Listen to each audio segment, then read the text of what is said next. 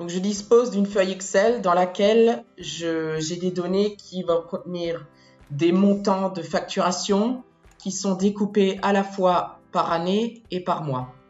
Le problème ici, c'est que ce champ de type mois, qui va être ma dimension, est ici découpé sous forme de colonnes, ce qui fait que je vais avoir des difficultés pour avoir, par exemple, des calculs de totaux sur toute l'année, et je serai obligé éventuellement de sommer chacune des colonnes.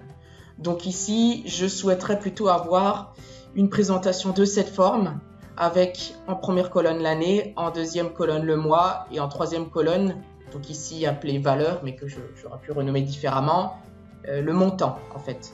Donc ici, entre cette étape et celle-ci, je vais devoir opérer au sein de ClickSense une opération done pivot et je vais pour ce faire utiliser la fonctionnalité cross table. Donc au niveau de ClickSense, ici, je viens de créer une première application.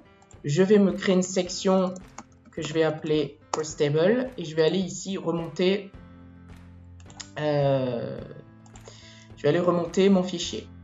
Donc dans un premier temps, je vais juste aller créer ma connexion qui est au niveau du bureau. Donc ici, je fais ça rapidement et ensuite je vais aller chercher mon fichier.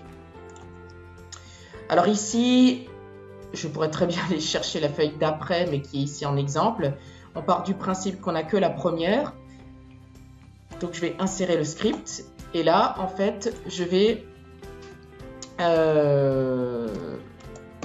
renommer ma table. Et je vais insérer la fonction qui me permet de faire ce pivot inverse et qui est ici cross table. Donc ici, au niveau de cross table, j'ai plusieurs paramètres dans cette fonction.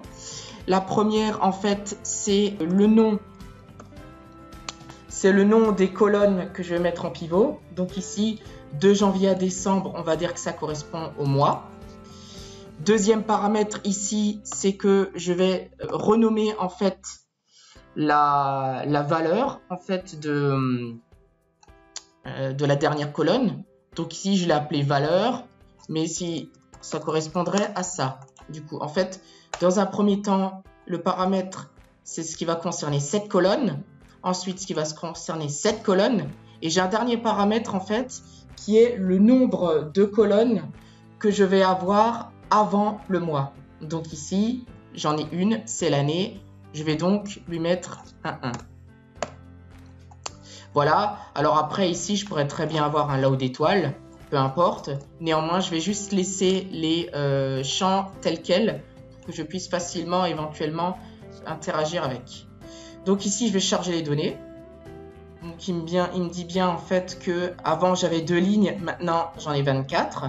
Ce qui fait que quand je vais au niveau de mon modèle de données et que je sélectionne ma table CA et que je passe en aperçu, je vois bien que maintenant j'ai 24 lignes avec dans un premier temps l'année, ensuite le mois et ensuite le montant, tout simplement.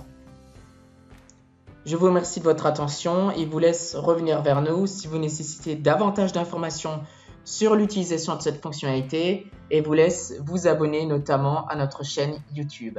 Merci.